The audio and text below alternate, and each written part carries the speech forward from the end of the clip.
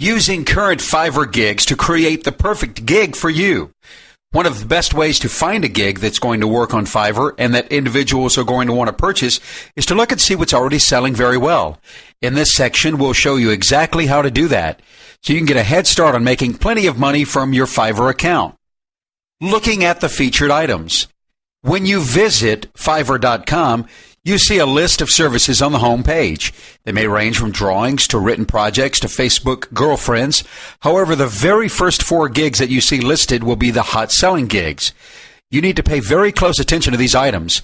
You can refresh and visit the home page for a few days and write down what the hottest selling items are. You can even visit each category and find the top selling items within those first items. If you see an item that is marked as a hot seller, click on the gig and look at the number of reviews it has been given. You'll find this below the description of the gig near the middle of the page. You'll see the number of times the gig has been collected as well as the number of reviews it has. It will show both positive and negative reviews. If an item has more than 100 reviews, you know it's a hot item and worth writing down. Comparing.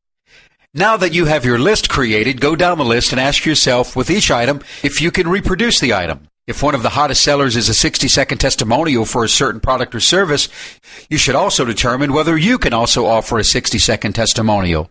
You'll need to find a way to record yourself, the ability to speak eloquently and look presentable. It's that easy.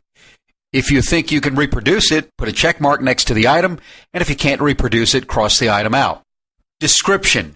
If you decide that you can reproduce the item, you're going to want to pay special attention to the item description, as you need to create your own when you create the gig. What information does the description offer to potential buyers? You should probably include the same information in your own description. You want to reproduce the product or service as closely as possible without any copyright infringement. Spend some time and a few days going over the hot-selling items in order to determine whether you can reproduce it and piggyback on the popularity of the product or service. If you're able to, that's great. You already have some good ideas for gigs.